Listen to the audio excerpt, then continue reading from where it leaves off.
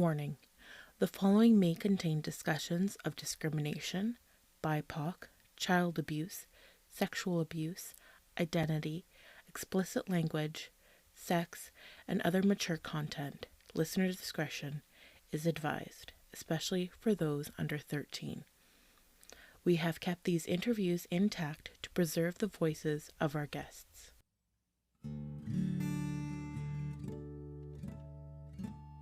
My name is Theodore Surratt. My Anishinaabe name is Yellow Star Woman, and my pronouns are they and them.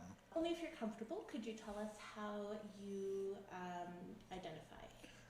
I identify as a two-spirit, queer, gender-fluid person. And when and where were you born? I was born in Sault Ste. Marie in February 3rd, 1986.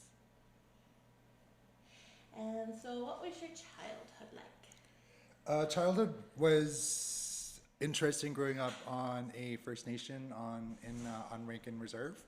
That's where my family is from. My father's from Bette U Wanna First Nation, and my mother was from Garden River First Nation. And it was hard. It was okay. We were a pretty tight, close family. I have a couple of sisters as well. We all grew up together in the same house for most of our lives. But I always felt like there was something different about me growing up compared to the other kids. Mm-hmm. And then later on, I would find language such as like gay and homosexual, and that would open up doors for me to find myself in other ways. Now, did you sort of identify as part of the queer community when you were younger, did you feel like any connections to the queer community? But then I guess sort of also like with the Indigenous community, with being Two-Spirit and that as well. Yeah, so the term Two-Spirit wasn't known to me until later on in life, until my mid-20s.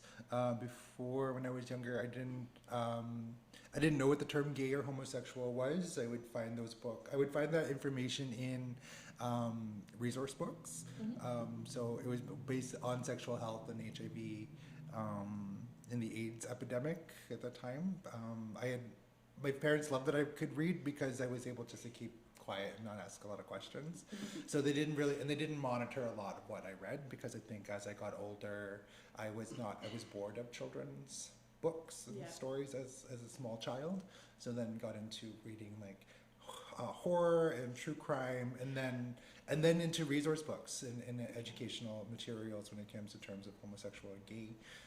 Other times kids would call me gay or ask me if I was homosexual, and I didn't know what that was, so then I would have to like ask clarity, and it kind of made sense, and I played it off a little bit, but I think around when I was 10 or 11 years old, like I realized that I was who I was, and there wasn't going to be anything changing of that. So I came out when I was about 11 or 12 to friends and my sisters, and then later on to other family friends as I moved forward. So, but I wouldn't find the LGBTQ really community until I was 15, when I heard of a LGBTQ youth group out of the Algoma AIDS Network, just on Brock Street here downtown. And so I was able to attend that when I was about 15 years old and start making those networks.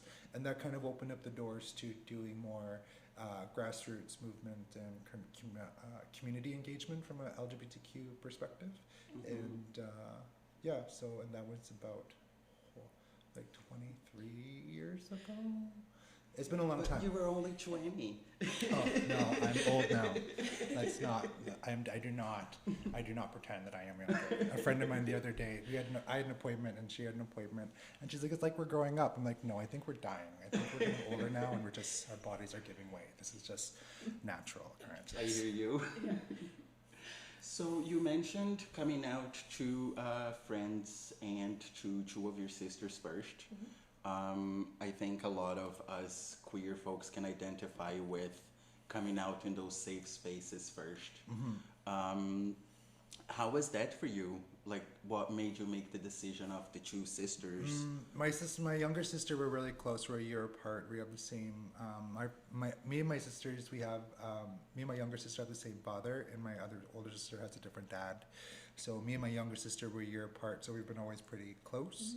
I think even with our cousins, we had two cousins around the same age as us, but everyone else was either 7 years older or 7 years younger. And so I kind of like bonded more with like the older kids, and she kind of stayed and hung up, babysat the younger ones, our younger cousins. But she was my close buddy. We're still pretty close today. We try to help each other out as much as we can and see each other as much as we can. But she was my sister. My younger sister was the first one that came out too, and she didn't care. She said just stop playing with my Barbies, and I said no. She did have a fair point. No, she did. But then, and then my older sister, she's like, she didn't care either, but she said just to be mindful or careful of coming out to my parents, because she wasn't too sure what their reaction was going to be. So I was mindful. So I was mindful of that too, and I think in some ways it brought us closer together. Yeah, but for my parents, it was a different story. My mother was not totally on board. She came to terms. We had to come to terms with that and go through that whole grieving and healing process for ourselves. It took a while, but we got there. But my father, he was on board right from the very beginning. So I think the one thing that we bonded together was through the news and media. So the news was always on. They always read the newspaper. At the time when I came out, same-sex marriage was being passed in Ontario. That conversation was being had across Canada on gay rights. But then other stories too that really impacted my life, but also that got my parents more on board with what I wanted to pursue when it comes to advocacy, was the stories of Matthew Shepard and the story of Mark Hall. So Mark Hall was a young person who tried to go to prom in Oshawa, and he challenged his school board, and because the school board said no to bring his boyfriend to prom, and then he went to the media. And that's how we found that story. So anytime there's stories that came out like that, it brought me and my father closer together. And the story of Matthew Shepard really hit home in different ways too, because it made me realize the story of how unsafe it is for LGBTQ folks. Depending on where we are in geographical locations, there are still many places around the world where LGBTQ rights are not present, and it is illegal to be who you are in those places. So it made me realize with Matthew Shepard, who was a young person who went to Laramie, Wyoming, and he was a student there, and he was gay. He got picked up by two people at a bar, and they unfortunately beat him up, and he succumbed to his injuries a few days later. And it created a whole story. My background's in theater as well, so the Laramie Project, it was a monologue that came out of that. Story of Matthew Shepard, of documenting and interviewing folks in Laramie, Wyoming, and hearing about Matthew Shepard's story. And for my father and my mother, it made them realize too, is like how what work that they needed to do to make sure that I was comfortable or safe within their own household, knowing that they didn't have the power to control what would happen, what I could get into, or what could happen to me when I leave home. I think for my mother, it was harder for her. We came to terms to it later on when I asked her, like, why was it so hard for you to accept me when I needed you? And for her, she said she just didn't want any of her children to choose a hard life. So when I came out, in her mind, I was choosing a hard life because she saw other LGBTQ kids and folks get kicked out of their houses, get beat up by family members or strangers, or having to run away from Sault Ste. Marie and go to other places like Toronto. So I think when she said that, she said I was choosing a hard life for myself. But then when I told her, it's like, but if I didn't go through everything that I went through with the bullying, with other forms of discrimination for being Indigenous, for being like a brown person, I was like, I wouldn't be able to do the work that I'm doing now, and that's doing LGBTQ capacity building and awareness in different places and not just Sault Ste. Marie. And it's taken a bit of time for Sault Ste. Marie to even come on board, even with the work that has been done for the past almost 10 years now. So. And you being a very big starter here in Sault Ste. Marie on the work that you still do in your life. And one thing that I probably already shared that with you, but everywhere I go, as soon as I mention that I'm from Sault Ste. Marie, people ask me, have you heard of Teddy? They're a true spirit person and they're from Sault Ste. Marie.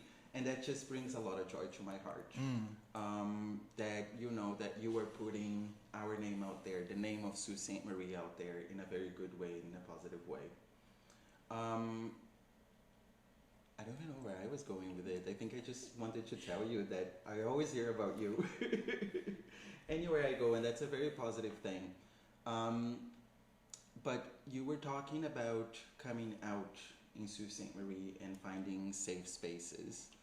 And you also mentioned leaving Sault Ste. Marie, and a lot of true LGBTQIA folks leaving Sault Ste. Marie to find safe space somewhere else.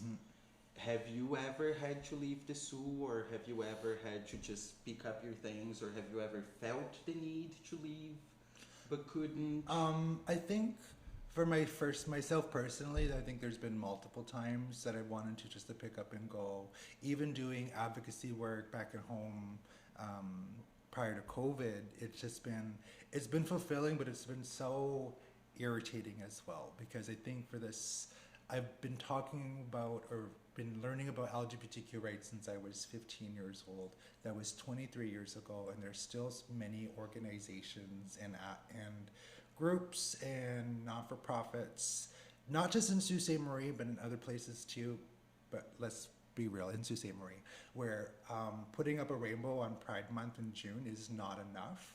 And it shouldn't come for members of the community to create a grassroots organization to create specifically Two-Spirit Indigenous LGBTQ programming and services. I think it's really absurd in this time, and it's not a matter of there's like lack of resources or lack of funding. There are plenty of resources and funding that exist here that have existed for a very long time, but it's the work of allies of picking it up and doing it. And I think there's the difference between of allies and accomplices. Like allies, yes, you can put up your rainbow badge and put on your button and come to the Pride events and hire me as a speaker or whoever is your speaker, that's great, that's fine.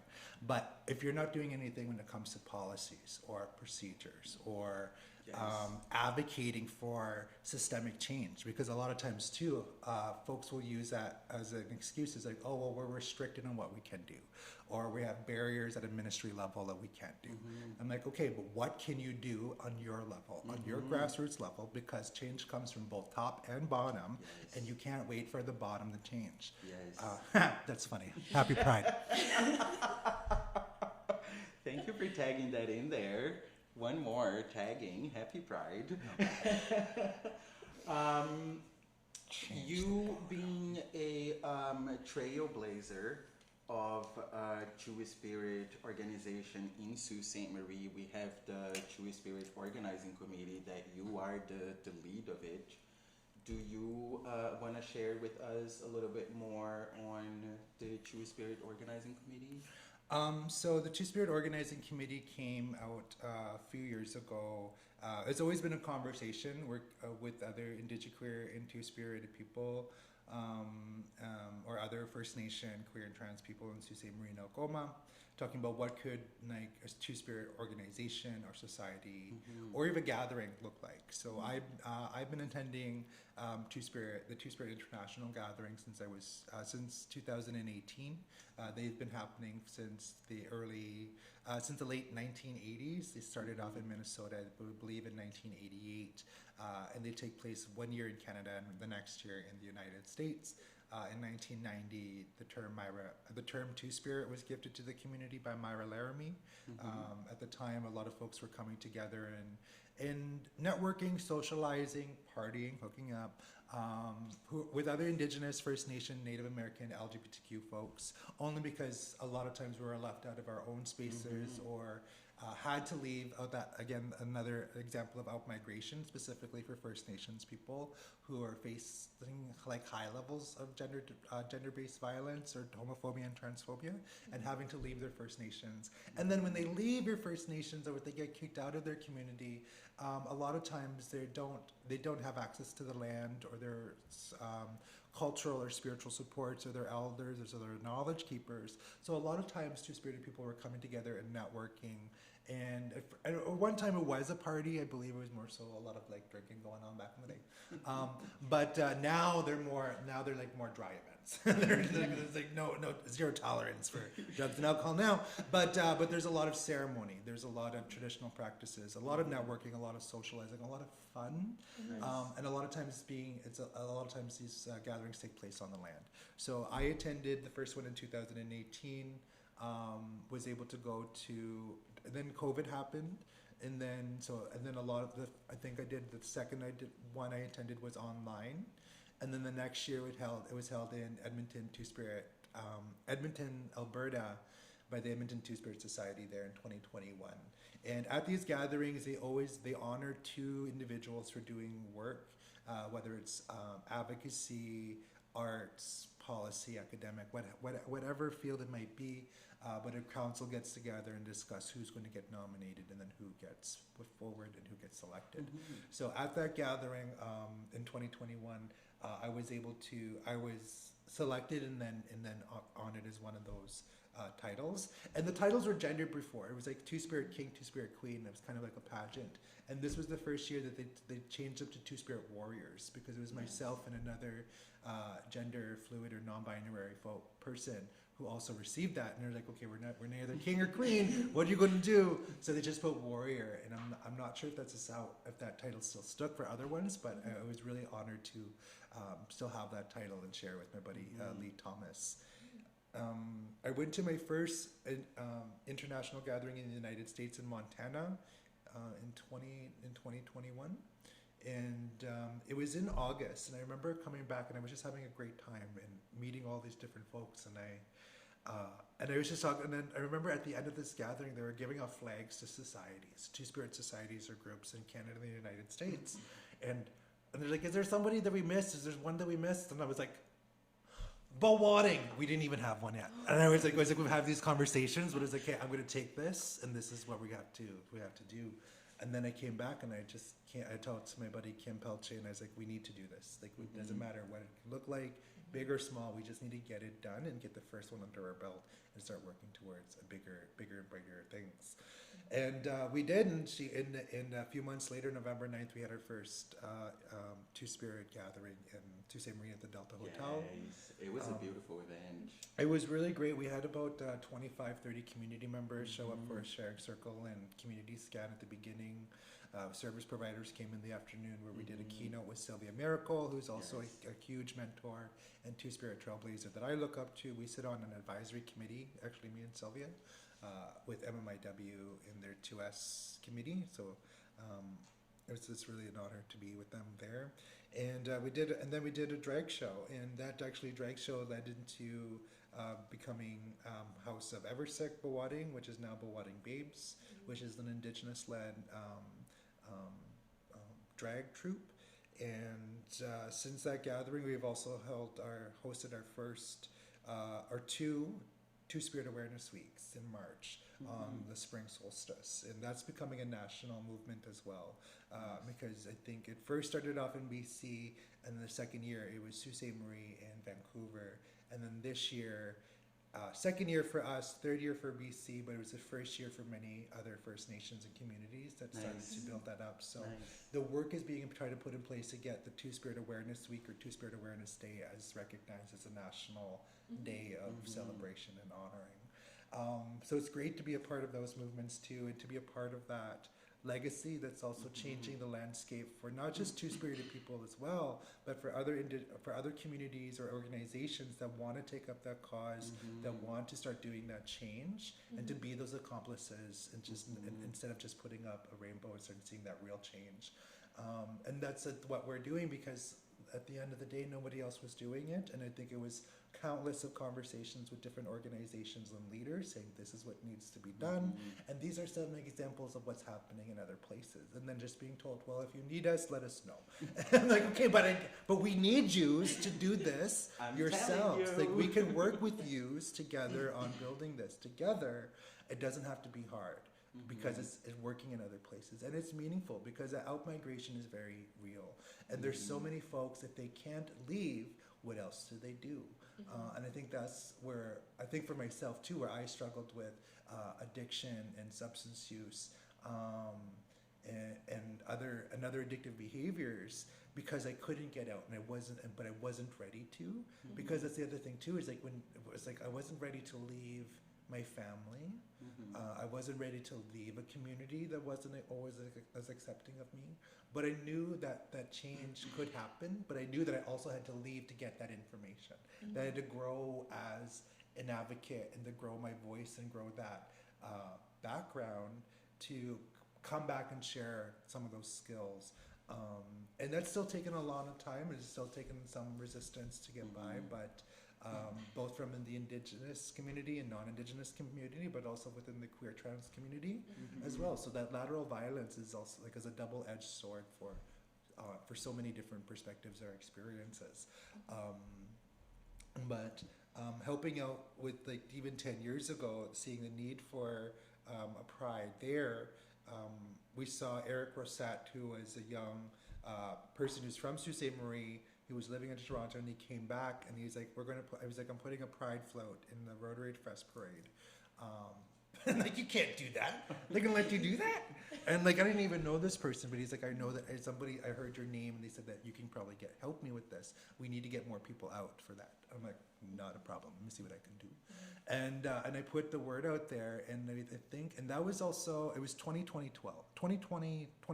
I know this because it was also 1812 commemoration year. I was doing a show with Ermitinger Heritage Center, and I had to tell them that I can't walk with you, and they were leading the parade because I'm leading with Pride. Like, there's a Pride float this year. First time ever. And if you say no, too bad. I'm still walking with them. And they said no, that's fine. And we had about, I think, next to the Ermitinger Clerg 1812 commemoration group of folks, we had the second largest contingency of folks. And it was great to see too, because it was the first time we ever had something like that. It was so visual, that was so open, that was so public. Just down the street on Queen Street, and it was the reaction of the community. We had to prepare for whatever was going to be thrown at us, like anything. We were thinking that things were going to get thrown at us, and some folks did not want to show up because they thought it was going to be unsafe. And that's fair, but we showed up strong, and we got stronger too, because folks didn't just wave and cheer. Some folks cried. Some folks joined us as we marched with our rainbows. And I remember I had a group. I had this idea because when it comes to the LGBTQ history, it is so vast. Like like folks like, Teddy, you're so knowledgeable. I was like, okay, but I don't know a lot. There's so much more out there too. That's like, I only know a bit. And so it's like, I know with like the original the Pride flag had 8 colors and not 6. The 2 other colors missing is pink and turquoise. So I put a message out there to some friends. I'm like, if folks want to dress up as a color, if you want to select the color, and then we'll walk in unison, and we'll pay honor to the 8 Pride colors. And folks did, and we responded, and someone was like, I need to find a yellow outfit. Where am I going to find a yellow outfit? I'm like, you're on your own. I'm not providing you with outfits. You have to do your own outfits. It was really great to see. So some folks got really creative with it too. I think for the person who had yellow, I think it was just like a yellow bed sheet. They just came in a toga. I was like, that's perfect, because it was so diverse. We had an eclectic view, and I had a shirt that said, haters gonna hate. It was a purple tank top, had purple tutu and purple sneakers and a hat. Nice. And I got it at Urban Planet for like $7.99. And a buddy of mine worked there too, Ariella Arbus. And then I remember we walked in the parade, and we had Gia Diamond walk in the parade. And Gia Diamond, or Bob Hughes, was a local drag queen. Was a local drag queen here in Sault Ste. Marie for a very long time. Hosted a lot of different shows at the Canadian back in the day. And she was in the parade, and she wore this lovely rainbow sequin gown. Just beautiful. Nice. And the pictures were great. So today took the photos, and unfortunately, the comment section proved that we need a pride. prove that homophobia and transphobia is alive and well in Sault Ste. Marie, because a lot of folks ended up attacking Gia Diamond on her comment section. And instead of like moderating the conversation or just deleting the comment section, they just took off the photo, which was unfortunate because then we don't have that beautiful picture of Gia anymore on that photo album. And I was so upset that I just turned off my phone. I was like, I'm just gonna put this away. We'll deal with it tomorrow. And the next morning I turned on my phone and then I got a ding. And then a ding. And then it was ding. It was a constant, like it was dinging for like a good like a minute. And I'm like, what is going on? And then I was like, something's happened. And someone said, she's like, Teddy, did you see Sue today? And I'm like, yes, I did. And I'm very sorry about Gia Diamond. They should have just left her alone. And Sue today should have like moderated the comment section. They just need to leave Gia alone. She's a drag queen. But get over it. And they're like, no, Teddy, not about Gia. It's about you. Somebody wrote a letter about you. I'm like, me? What did I do? And then they're like, well, it's not you. It was your shirt. I was like, my shirt. And so it said, haters going to hate, but this person had written a letter and talked about that, that the Pride Parade or the Rainbows in the Pride and the Rotary Day Parade was an affront, an attack on their family and on their religion. And that it shouldn't be allowed, that like the Rotary should be ashamed of themselves and they better not be there next year. And I think in my mind, what this person's idea was that they were going to rally the troops and go back to not being a Pride supportive community. Let's just say that they were trying to put us back into the closet. And that was definitely the mentality that they had in this letter that they sent to the editor of Sioux Today and the Sioux Star. I think it went to the Sioux Star, at least Sioux Today.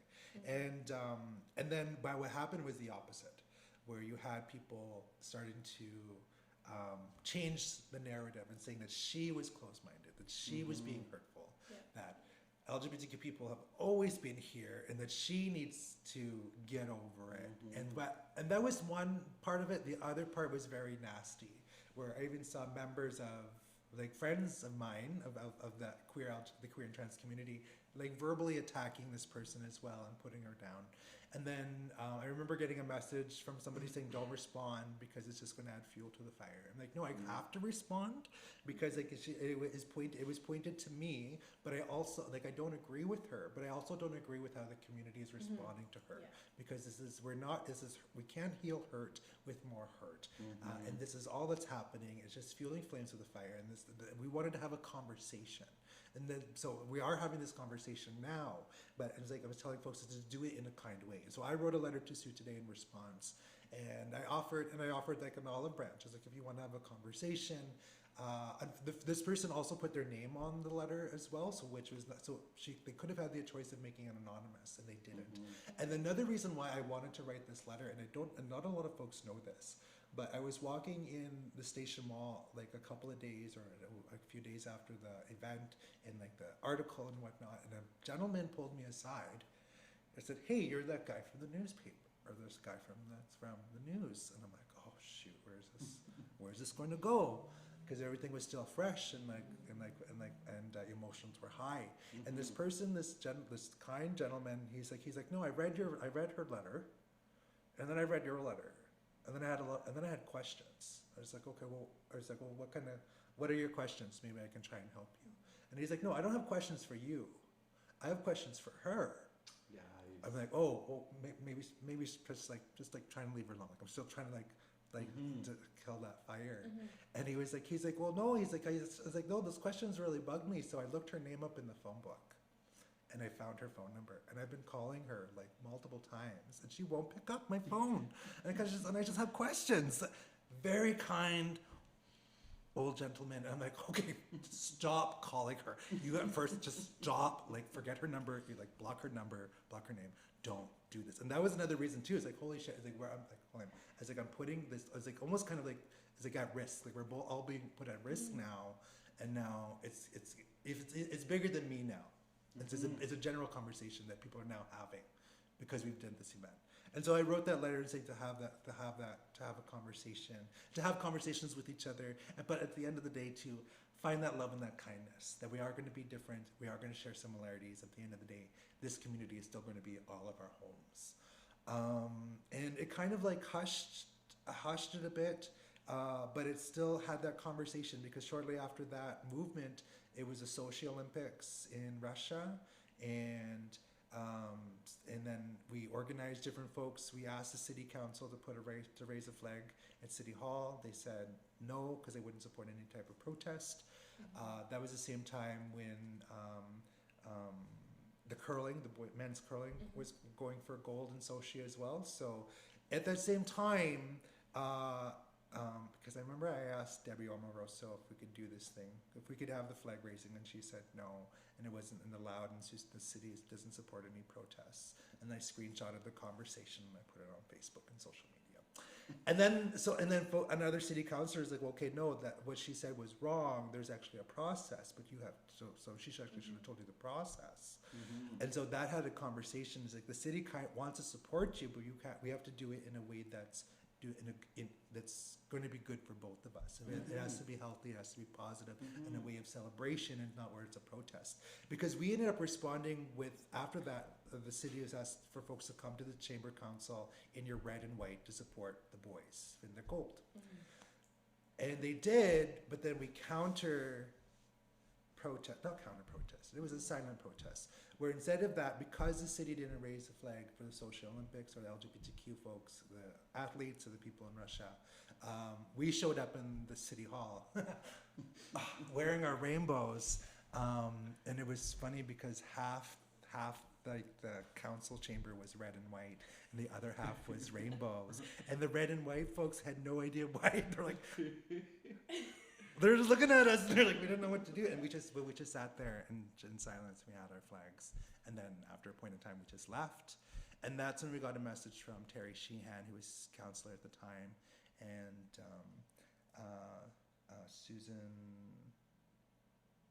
Susan Myers, yeah, because they wanted to have a conversation about this movement. And they said, we would support this, but you need to have like a day. You need to have a day of pride. And I'm like, well, screw with one day. We can do multiple days. Let's do a weekend.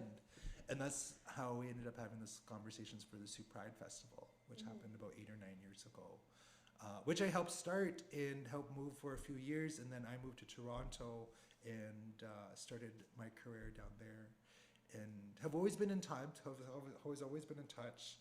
Maybe fallen out of touch the past couple of years, but moved back home and to realize that there is still a need, and that there were organizations or there were groups here in the Sault doing things, but there was still nothing necessarily being done for Indigenous specifically, because we have our own specific needs and our own specific cultural practices too that are important for our own queer trans identities and individuals. So that's how we got, to answer your question 20 minutes later, that's how the Two-Spirit Organizing Committee got started.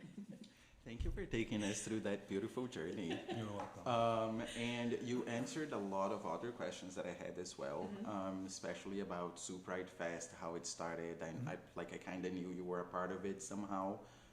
Thank you for sharing that with us. The other thing that I wanted to ask is for our True Spirit siblings out there that are in Sault Ste. Marie or around us, on the Indigenous communities that are around us, what are the supports that they can find for True Spirit folks who are, I don't know, growing up and are still not a little lost, need more information, want to talk to someone? How can they connect with you? Yeah. Who they can connect with? Yeah, I think there's multiple, and again, Sault Ste. Marie still has a long way to go in some aspects. There are some supports in place that can be mentioned. I think definitely for youth, the Youth Wellness Hub is going to start working on doing more LGBTQ support programs specific for youth within their own realm capacity. They just held their Pride Prom on Friday, which was very successful. Like I don't think I've ever seen an executive director for an organization come and give remarks, but then stay for the entire event as a guest and just be there and enjoying everyone part of it.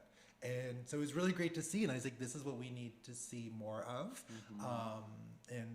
We organized a Pride Prom last year, and it was nice to see that was like that the youth wanted to take over the planning, and so it's like, yes, you just tell us what you need, and we'll do the best to put that together. So, and I think that's also too is like showing folks the way, and then also giving them a chance to lead.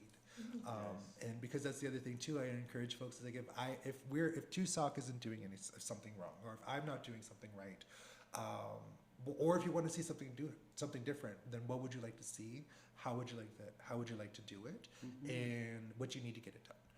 Because that's the other thing too is like whether you're Sault Pride or the club or 2SOC, that it is detrimental that these groups exist. It shouldn't just be one monster organization taking up a lot of the power or resources to do so.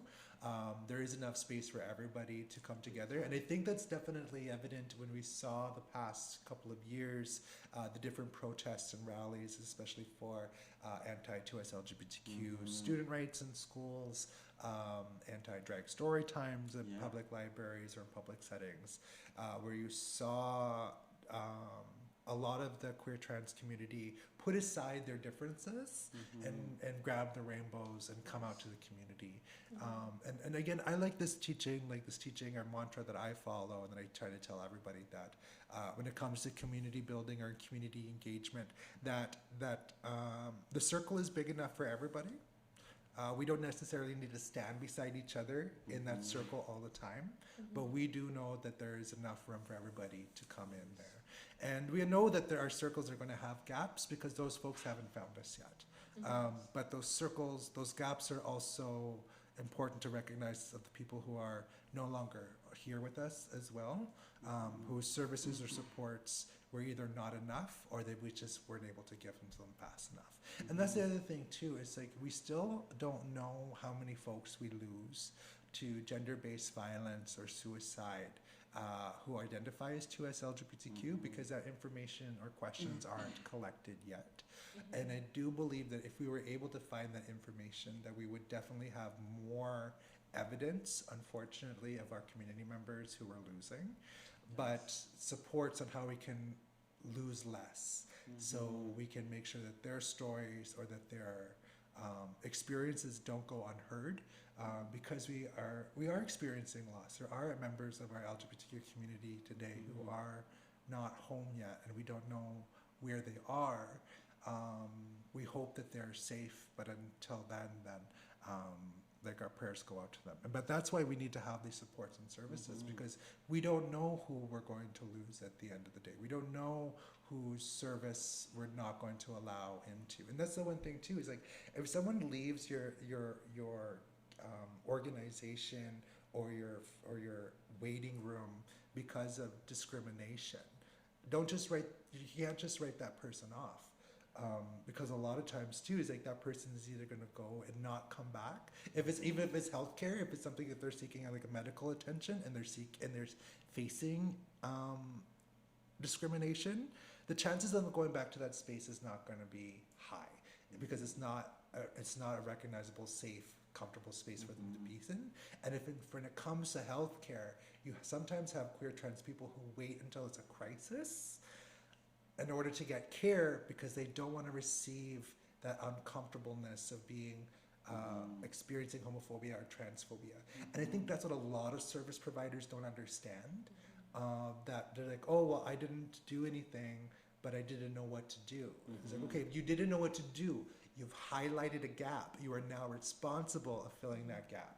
Organizations, like there should be like a review tool of like what organizations are they providing a service to LGBTQ specific, or are they not? Because if you're not, then you're doing a disservice for Two-Spirit LGBTQ folks. You can't just have programming for men and women and then just leave Two-Spirit people out.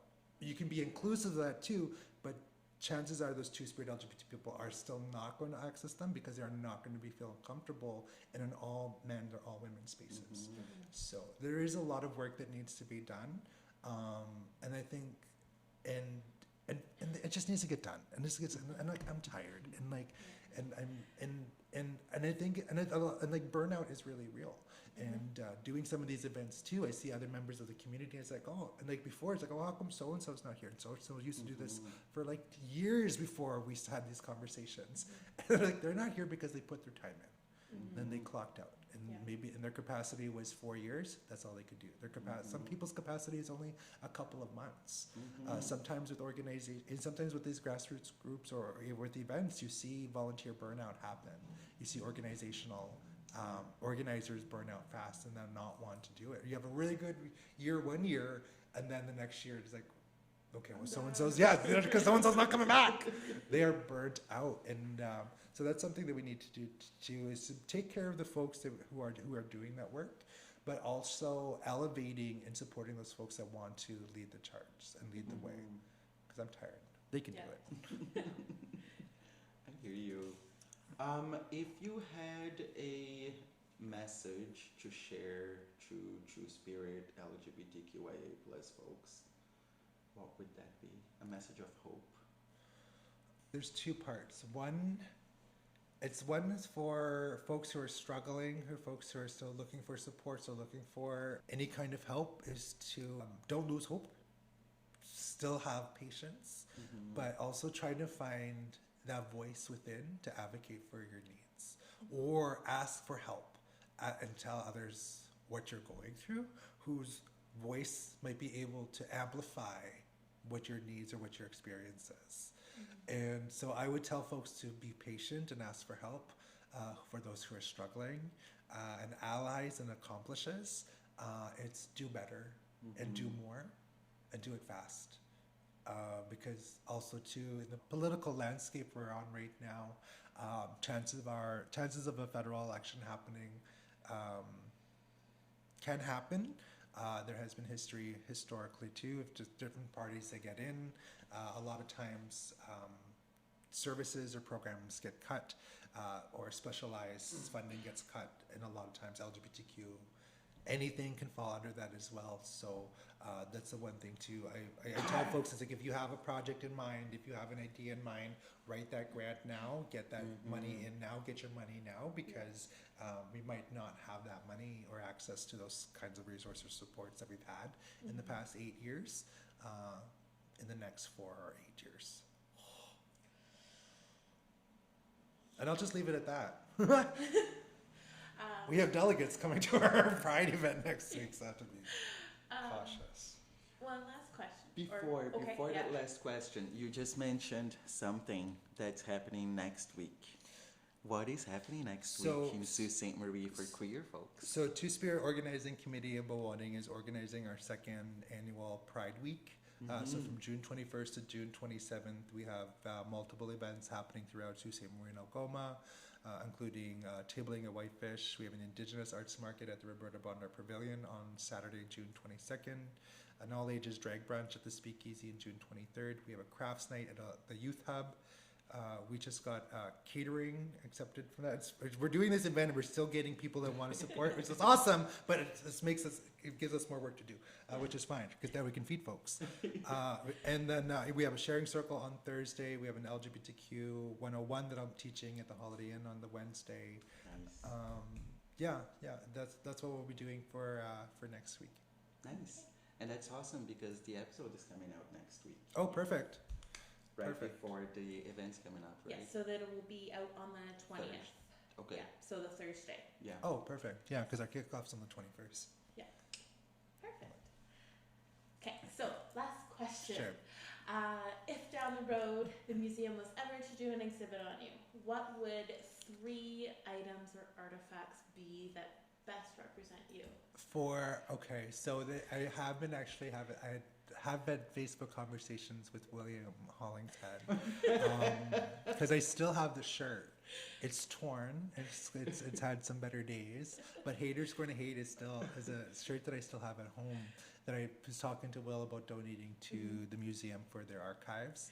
There's also a Two Spirit archive in Manitoba, University of Manitoba, so they're always looking for events too. So when I saw that, and so I was like, oh, you should donate the shirt, and I'm like, I can't. It's like, I'm going to donate it locally.